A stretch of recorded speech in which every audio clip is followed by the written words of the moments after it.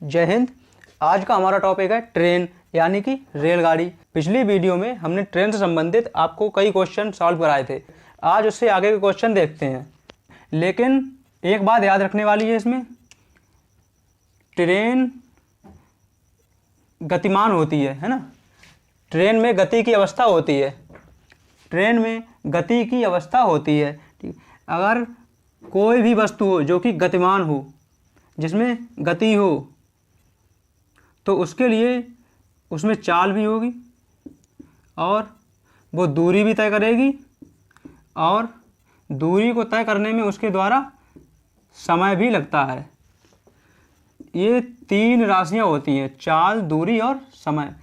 किसी भी गतिशील वस्तु में चाल भी होती है और वो दूरी को भी तय करेगी, और दूरी तय करने के लिए उसमें समय भी लगेगा, चाहे वो ट्रेन हो चाहे वो और कोई सी वस्तु हो। लेकिन यहाँ पर बात सिर्फ ट्रेन की हो रही है, ठीक है, इसलिए हम ट्रेन पे ध्यान देंगे।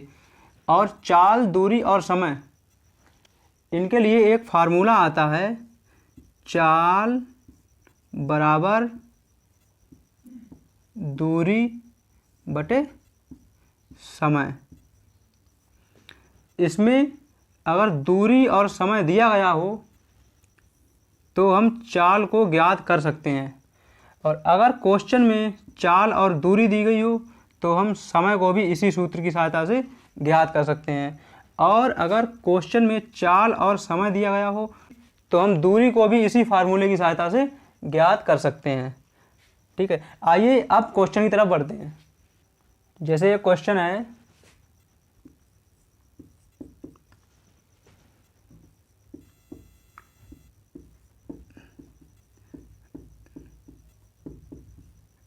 एक रेलगाड़ी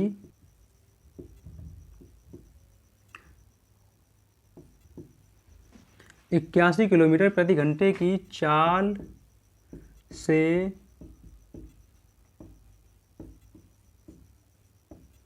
चल रही है और वह किसी आदमी को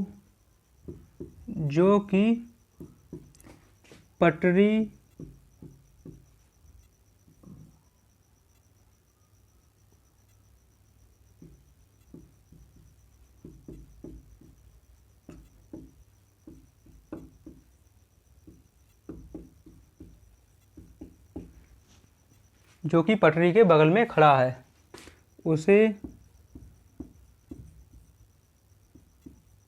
15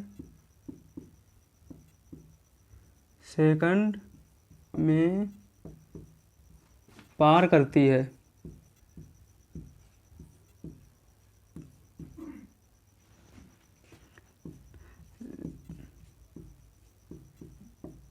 रेलगाड़ी की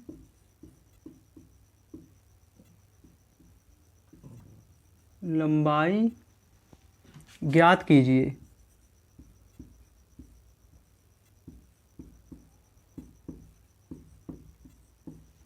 रेलगाड़ी की लंबाई ज्ञात कीजिए। एक बार क्वेश्चन को पढ़ते हैं। एक रेलगाड़ी 81 किलोमीटर प्रति घंटे की चाल से चल रही है और वह किसी आदमी को जो कि पटरी के बगल में खड़ा है उसे 15 सेकंड में पार करती है।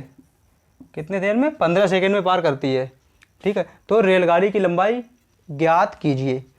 इसमें देखिए चाल भी दी गई है 81 किलोमीटर प्रति घंटा, समय भी दिया गया है 15 सेकंड। तो रेलगाड़ी की लंबाई ज्ञात कीजिए। यहाँ लंबाई का मतलब दूरी से है, लंबाई और दूरी एक ही बात होती है। ठीक है, जैसे पहले आइए इसको समझ लेते हैं। माना ये कोई आदमी खड़ा है एम, इधर से एक रेलगाड़ी जा रही है, इधर से रेलगाड़ी, इधर से ये कोई रेलगाड़ी जा रही है। अब वो यहाँ पर आ गई, अब वो इस आदमी के बराबर में आ गया। ये रेलगाड़ी का आगे वाला हिस्सा है और ये रेलगाड़ी का पीछे वाला हिस्सा है। ये आगे वाला हिस्सा, ये पीछे वाला हिस्सा है, ठीक है। अब ये ट्रेन जो है इस आदमी के बराबर में आ गई। अब यहाँ से ये इस आदमी को क्रॉस करना शुरू करेगी, यानी कि पार करना शुरू करेगी। ये आगे वाला हिस्सा आगे बढ़ता जाएगा, इधर आ जाएगा, उसके साथ साथ ये पीछे वाला हिस्सा भी इधर बढ़ता जाएगा, है ना। और एक समय ऐसा आएगा, आगे वाला हिस्सा ऐसे आएगा, इधर से आएगा, पीछे वाला हिस्सा यहाँ पे आ जाएगा, फिर ये पीछे वाला हिस्सा धीरे धीरे यहाँ पे आ जाएगा बाद में, और ये हिस्सा आगे बढ़ जाएगा, यहाँ पे आ जाएगा। ये आगे वाला हिस्सा यहाँ पे आ जाएगा और पीछे वाला हिस्सा इस आदमी की सीध में आ जाएगा। और रेलगाड़ी ने जब क्रॉस करना शुरू किया था इस आदमी के लिए, तो उसका आगे वाला हिस्सा यहाँ पर था, रेलगाड़ी का आगे वाला हिस्सा यहाँ पर था। अब चलते चलते, और पीछे वाला हिस्सा यहाँ पे था, और चलते चलते अब रेलगाड़ी का आगे वाला हिस्सा यहाँ पे आ गया है, और ये पीछे वाला हिस्सा इधर से चलते चलते ये यहाँ पर आ गया है। अब जाकर ये रेलगाड़ी इस आदमी को क्रॉस कर चुकी है, बिल्कुल थोड़ा ही बचा है मालूम है। अब अगर ये थोड़ा आगे और बढ़ जाए तो ये रेलगाड़ी जो है इस आदमी को क्रॉस कर देगी। जैसे माना ये थोड़ी आगे और बढ़ गई, यहाँ पे आ गई, अब ये यहाँ पे आ गया। अब इस रेलगाड़ी ने, इस ट्रेन ने इस आदमी को क्रॉस कर दिया, पार कर दिया है बस। यानी कि ये आगे वाले हिस्से ने यहाँ से यहाँ तक की दूरी तय की, यहाँ से लेकर यहाँ तक की दूरी तय की है। रेलगाड़ी का आगे वाला हिस्सा ये है, ये पहले इस पोजीशन में था, यहाँ पर था। अब इसने यहाँ से लेकर यहाँ तक की दूरी तय की है, तभी तो इसने इस आदमी को क्रॉस किया है। और जब इसने यहाँ से लेकर यहाँ तक की दूरी की है तो पीछे वाला हिस्सा चलकर यहाँ से यहाँ पर आ गया, वो इस आदमी को अब क्रॉस कर गया है। यहाँ से यहाँ तक की दूरी तय करने में, यानी कि आगे वाले हिस्से ने यहाँ से यहाँ तक की दूरी तय करने में 15 सेकंड का समय ले लिया है। आगे वाले हिस्से ने यहाँ से यहाँ तक की दूरी तय करने में 15 सेकंड का समय ले लिया है, क्योंकि जब तक ये यहाँ से यहाँ तक की दूरी तय नहीं करेगा तब तक पीछे वाला हिस्सा यहाँ पर नहीं आएगा।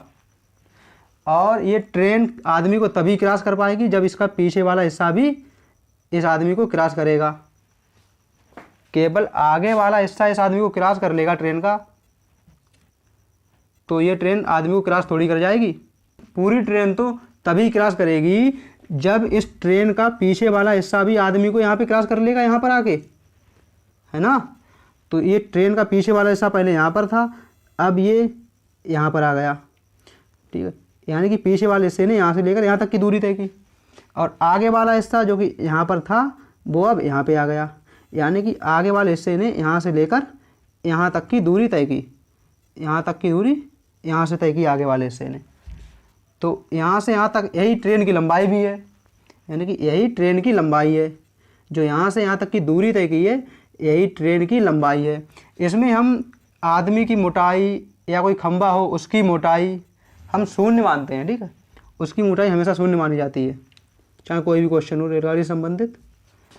अब देखिए, जो यहाँ आगे वाले हिस्सा पहले यहाँ पे था, उसने यहाँ तक की ये दूरी तय की है, यहाँ तक की, है ना। इसके लिए इसने 15 सेकंड का टाइम ले लिया है, और यही जो है यहाँ से यहाँ तक यही ट्रेन की लंबाई है। यानी कि हम कह सकते हैं कि ट्रेन के द्वारा 15 सेकंड में तय की गई दूरी लंबाई के बराबर है। ट्रेन के द्वारा 15 सेकंड में तय की गई दूरी ट्रेन की लंबाई के बराबर है, ठीक है। अब पहले इसको रफ कर देते हैं, अब इसको सही से बना देते हैं। ये आदमी है, ये ट्रेन का ये आगे वाला हिस्सा है, ये पीछे वाला हिस्सा, ठीक। अब ये यहाँ से जब यहाँ तक जाएगी तो पीछे वाला हिस्सा चल के यहाँ पे आ जाएगा, आगे वाला हिस्सा यहाँ पे पहुँच जाएगा। अब ये ट्रेन जो है इस आदमी को पूरा क्रॉस कर चुकी है, ये बनेगा। ट्रेन अब यहाँ पे नहीं रही, अब ट्रेन यहाँ पे पहुँच गई है। अब देखते हैं, इससे हम समझ गए होंगे, यानी कि 15 सेकेंड यहाँ पे लिखते, 15 सेकेंड यहाँ पे लिख देंगे।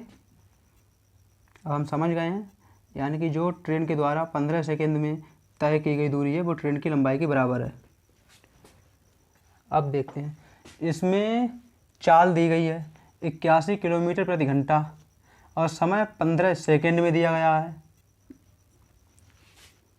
इस क्वेश्चन को हल करने के लिए हमें ये जो घंटा है ना, इसको भी सेकेंड में बदलना पड़ेगा। ठीक है, इस घंटे को सेकेंड में बदलना पड़ेगा।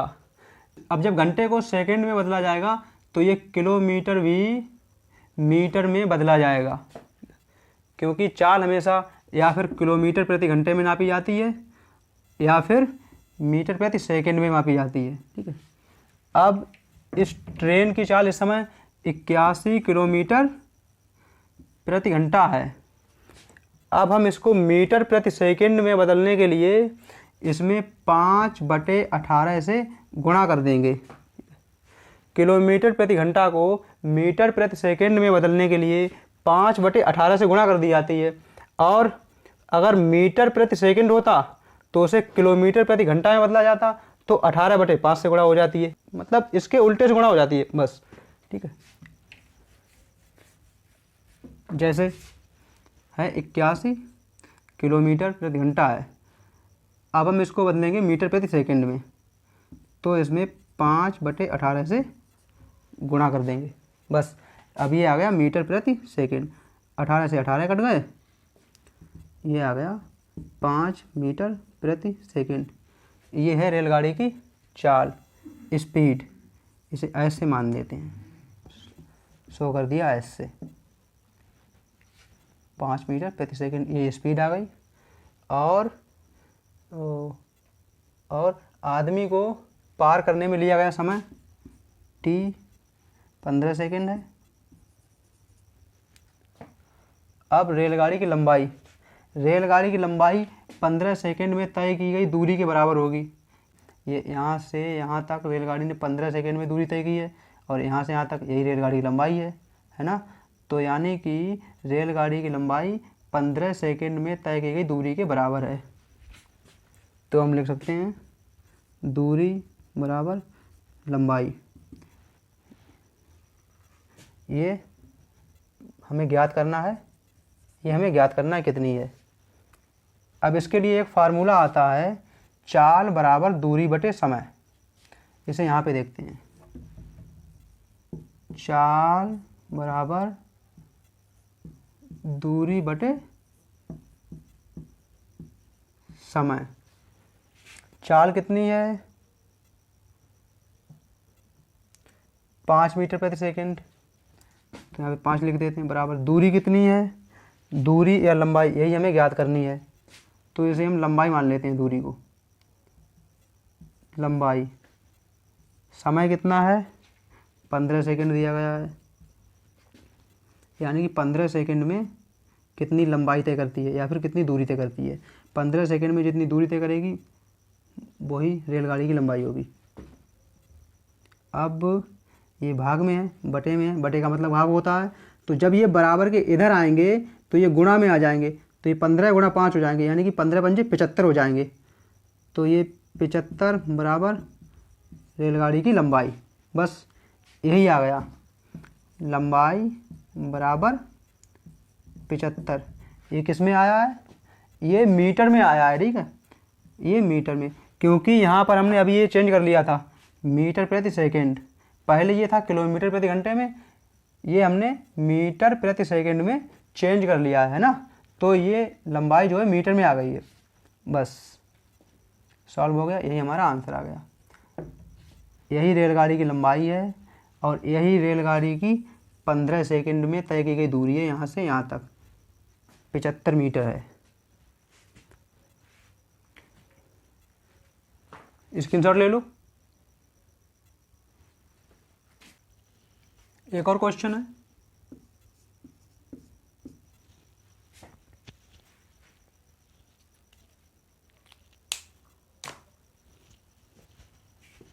कैसे,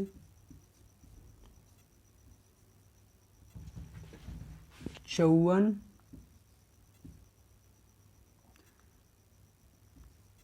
किलोमीटर प्रति घंटे की चाल से चल रही एक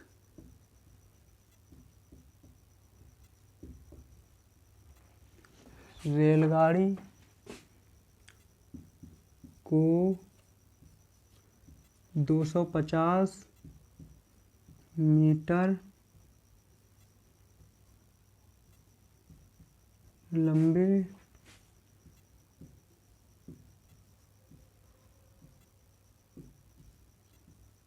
प्लेटफार्म को पार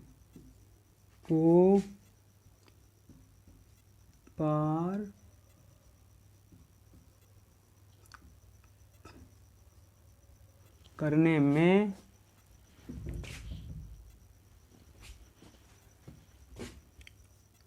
30 सेकंड का समय लगता है।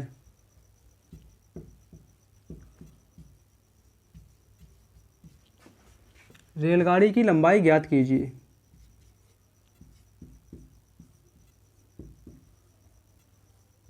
की लंबाई ज्ञात करो।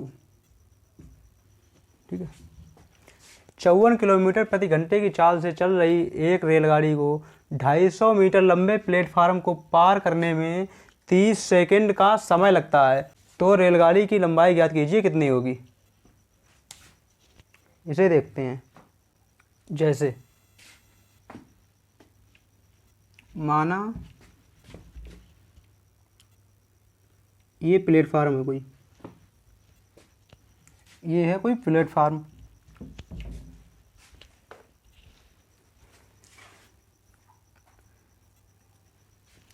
इसकी लंबाई है 250 मीटर।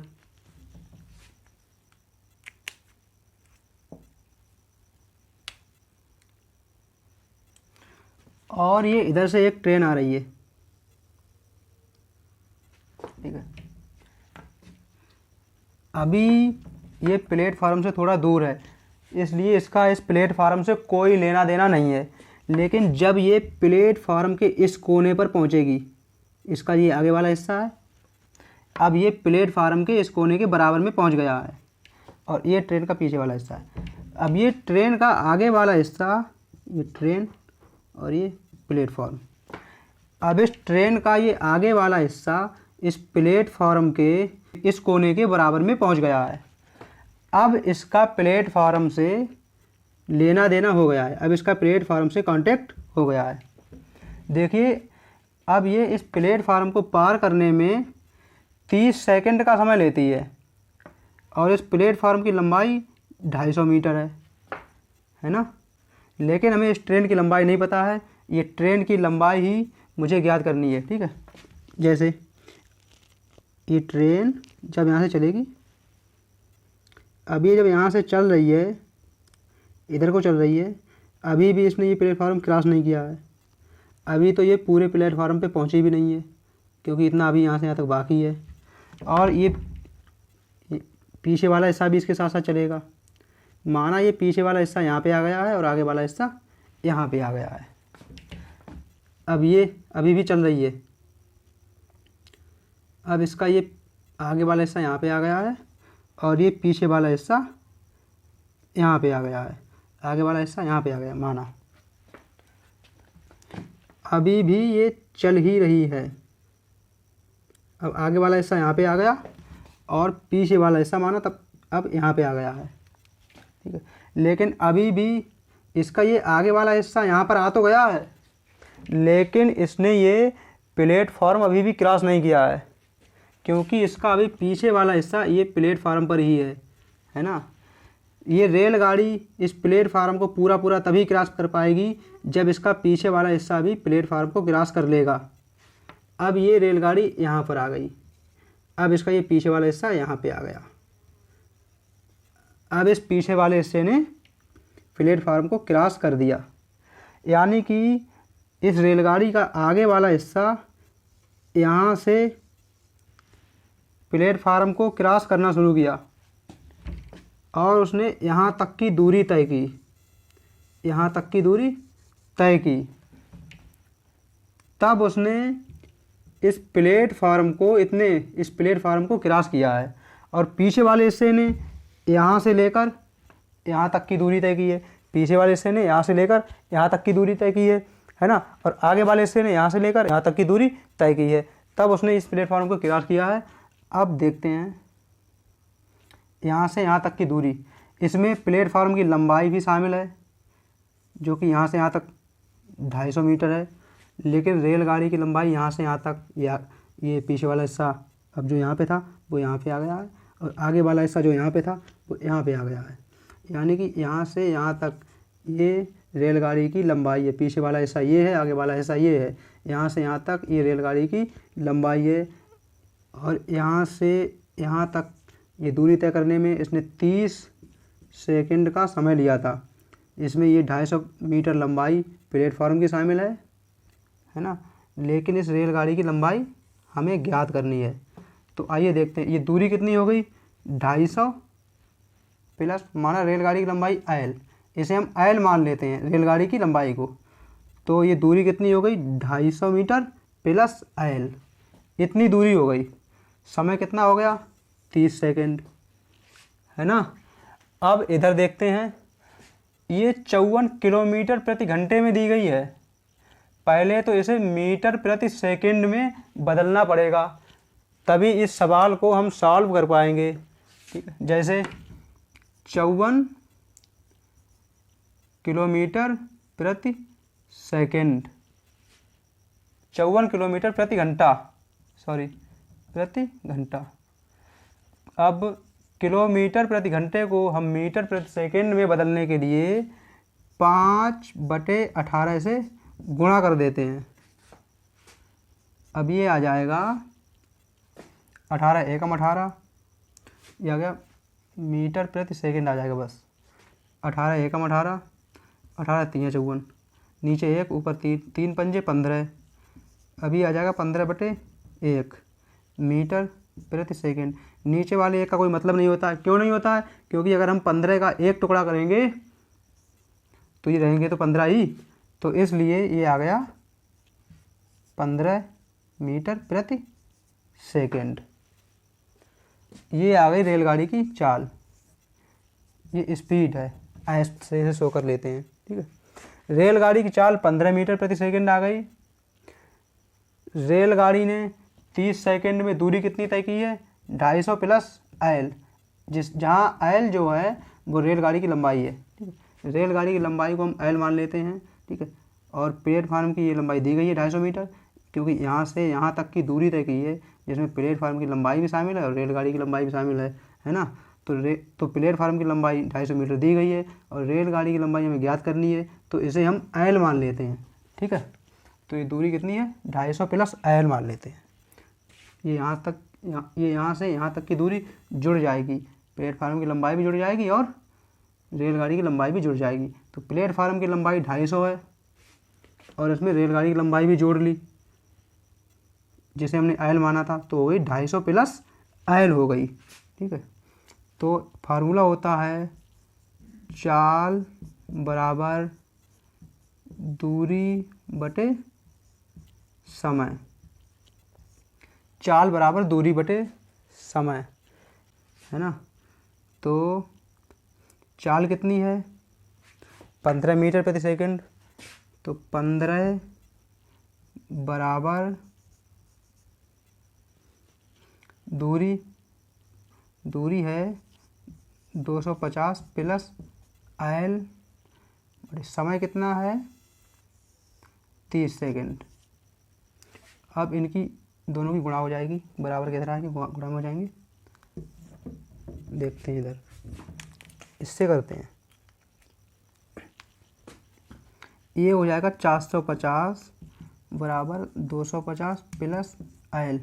ये 250 L के साथ प्लस में है, बराबर की तरह आएंगे माइनस में हो जाएंगे, तो 450 माइनस 250 बराबर आयल हो जाएगा। ये 200 बचे, 450 में से 250 के 200 बचे, ये आयल, जहाँ आयल जो है ट्रेन की लंबाई है, यानी कि ट्रेन की लंबाई बराबर 200। ये 200 जो है अब मीटर में आएगी, क्योंकि हमने किलोमीटर प्रति घंटे को मीटर प्रति सेकंड में बदल लिया है। तो ये आ गई 200 मीटर। बस ये आ गया हमारा आंसर। स्क्रीनशॉट ले लो, क्वेश्चन है।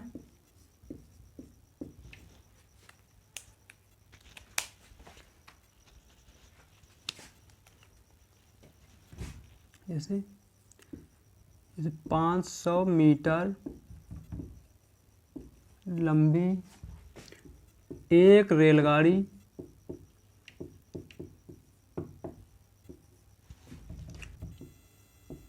25 मीटर लंबे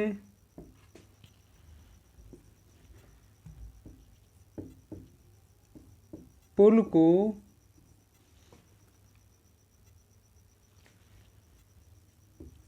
30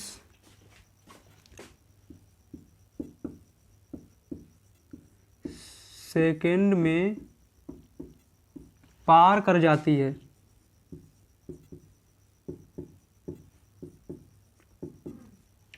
रेलगाड़ी की चाल ज्ञात कीजिए।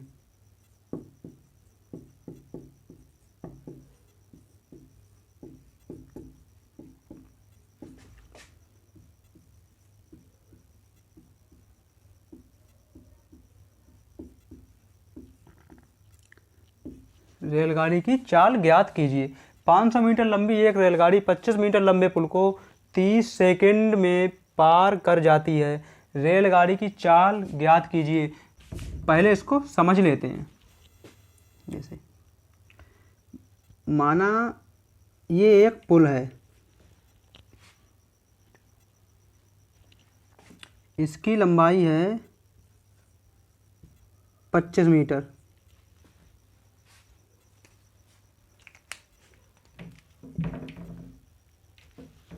ये एक पुल है, इसकी लंबाई है 25 मीटर। ये एक ट्रेन है, यहाँ से जा रही है, इसकी लंबाई है 250 मीटर। ये पुल के इस वाले हिस्से के बराबर में पहुँच चुकी है, ये पहुँच गई है यहाँ पे। ये ट्रेन का आगे वाला हिस्सा है और ये ट्रेन का पीछे वाला हिस्सा है। इस पुल की लंबाई 25 मीटर है और इस ट्रेन की लंबाई 250 मीटर है। अब ये ट्रेन जो है इस पुल को 30 सेकंड में क्रॉस कर देती है। कितना समय लेती है? 30 सेकंड। ये ट्रेन इस पुल को पार करने में 30 सेकंड का समय लेती है। तो हमें इस रेलगाड़ी की चाल ज्ञात करनी है। ठीक है, इस रेलगाड़ी की चाल कितनी होगी यही ज्ञात करना है हमें। अब इसे देखते हैं। अब ये रेलगाड़ी यहाँ पे आ गई है, इसका ये आगे वाला हिस्सा, ये पीछे वाला हिस्सा है। अब ये रेलगाड़ी इस पुल के बराबर में आ गई है। अभी यहाँ से चलेगी, यहाँ पर आ जाएगी। रेलगाड़ी का आगे वाला हिस्सा यहाँ पे आ जाएगा। लेकिन इसका मतलब ये नहीं है कि इसने इस पुल को क्रॉस कर दिया है। इसने इस पुल को अभी भी क्रॉस नहीं किया है, क्योंकि इसका पीछे वाला हिस्सा अभी यहीं आ पाएगा, है ना। अब ये इसका पीछे वाला हिस्सा यहाँ पे नहीं है, पीछे वाला हिस्सा यहाँ पे आ गया है। और ये रेलगाड़ी का आगे वाला हिस्सा यहाँ पे था, यहाँ पे, वो अब वहाँ पे चला गया चलते चलते। लेकिन इसने अभी भी इस पुल को क्रॉस नहीं किया है। अब ये धीरे धीरे धीरे धीरे ये रेलगाड़ी का ये आगे वाला हिस्सा ये यहाँ पे आ जाएगा और इसका ये पीछे वाला हिस्सा यहाँ पे आ जाएगा। अब यहाँ की मिटा देते हैं। अब इसका पीछे वाला हिस्सा यहाँ पे आ गया है और आगे वाला हिस्सा यहाँ पे आ गया है। लेकिन इसने इस पुल को अभी भी क्रॉस नहीं किया है, क्योंकि पुल तभी क्रॉस होगा जब इसका पीछे वाला हिस्सा भी निकल जाएगा यहाँ पे, है ना। जब इसका पीछे वाला हिस्सा भी निकल जाएगा, ये हिस्सा यहाँ पे आ जाएगा।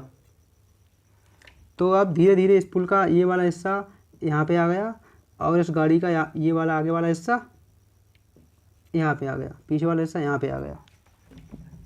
यानी कि इस गाड़ी का आगे वाला हिस्सा पहले यहाँ पर था, यहाँ से इसने इस पुल को क्रॉस करना शुरू किया और ये यहाँ पे आ गया, तो ये पीछे वाला हिस्सा क्रॉस करने लगा था।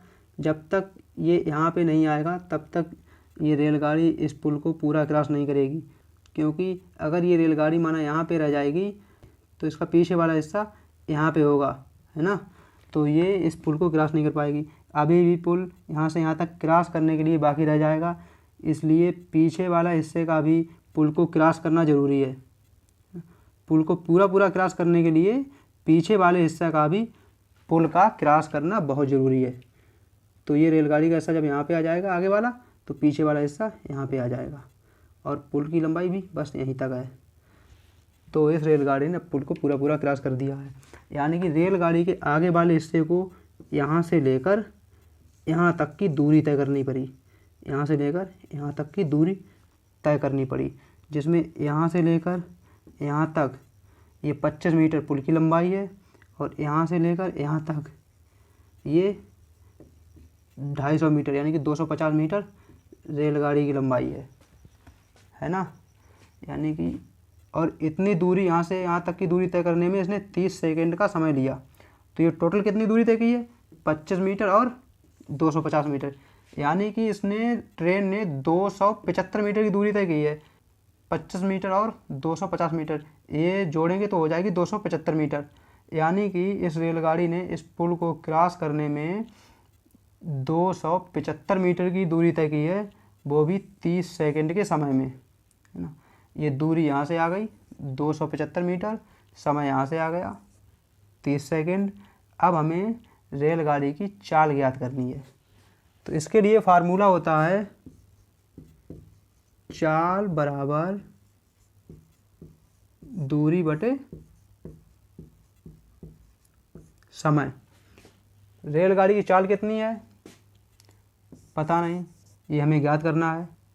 तो चाल को हम ज्यों का त्यों ऐसे ही लिख लेते हैं। दूरी 25 मीटर ये और 250 मीटर ये, दोनों को जोड़ देंगे, ये हो जाएगी 275। चलो 250 प्लस 25 बाद में जोड़ लेंगे। समय 30 सेकंड। इतनी दूरी तय करने के लिए इतना समय लिया था, यानी कि 275 मीटर की दूरी तय करने के लिए 30 सेकंड का समय लिया था, वो यहाँ पे लिख दिया। अब देखते हैं चाल बराबर 275 बटे 30। अब इसको हम काट लेते हैं। 5 छक 30, 5 पंजे 25, 5 पंजे 25, ये आ गया 55 बटे 6 मीटर प्रति सेकंड। ये रेलगाड़ी की चाल आ गई 55 बटे 6 मीटर प्रति सेकंड। ये आ गई रेलगाड़ी की चाल, यही आ गया हमारा आंसर। बस अगर क्वेश्चन कहता कि चाल को किलोमीटर प्रति घंटे में ज्ञात कीजिए, है ना, अगर क्वेश्चन कहता कि चाल को किलोमीटर प्रति घंटे में ज्ञात कीजिए, तो हम इस आंसर में जो कि मीटर प्रति सेकंड में दिया गया है, इसमें हम 18/5 से गुणा कर देते, बस ये किलोमीटर प्रति घंटे में आ जाएगा। देखते हैं, चाल बराबर 55 बटे 6 गुणा 18/5। देखिए, मीटर प्रति सेकंड को किलोमीटर प्रति घंटे में बदलने के लिए हम 18/5 से गुणा करते हैं, ठीक है। यानी कि किलोमीटर बड़ा होता है तो हम बड़े से गुणा करते हैं, क्यों 18/5 बड़ी संख्या है। बड़ी संख्या का मतलब 18 के हम 5 टुकड़े करेंगे तो बड़े बड़े हो जाएंगे। और इधर देखते हैं, इधर 5/18 एक संख्या है और 18/5 ये दो संख्या। इनमें से 18/5 ये एक बड़ी संख्या है। क्यों? क्योंकि हम, इसका मतलब होता है 18 के हम 5 भाग करेंगे, यानी कि 18 के हम 5 टुकड़े करेंगे। इसका मतलब हुआ कि हम 5 के 18 टुकड़े करेंगे। तो अगर हम 5 के 18 टुकड़े करेंगे तो वो छोटे छोटे टुकड़े होंगे, और 18 के हम 5 टुकड़े करेंगे तो वो बड़े बड़े टुकड़े होंगे इसकी अपेक्षा। तो यानी कि 18/5 बड़ी है और 5/18 छोटी है ना। 18/5 5/18 से बड़ी है और 5/18 जो है 18/5 से छोटी है। ठीक है, इसलिए ये मीटर प्रति सेकंड में दिया गया है, तो मीटर प्रति सेकंड छोटा होता है और किलोमीटर प्रति घंटा ये बड़ा होता है। तो हम छोटे को बड़े में बदलने के लिए बड़े से ही गुणा करेंगे, यानी कि मीटर प्रति सेकंड को किलोमीटर प्रति घंटे में बदलने के लिए 18/5 से गुणा करेंगे, क्योंकि किलोमीटर प्रति घंटा बड़ा होता है, इसलिए हमें बड़ी संख्या से ही गुणा करनी पड़ेगी। ठीक है, छोटी संख्या को हम बड़े में बदलेंगे तो बड़ी संख्या से गुणा करनी पड़ेगी। और अगर हम बड़ी संख्या को छोटी संख्या में बदलेंगे, यानी कि किलोमीटर प्रति घंटे को मीटर प्रति सेकंड में बदलेंगे, तो हमें ये 5/18 से गुणा करनी पड़ेगी किलोमीटर प्रति घंटे में, तो वो आ जाएगा मीटर प्रति सेकंड में। अब इधर देखते हैं ये कितना हो गया।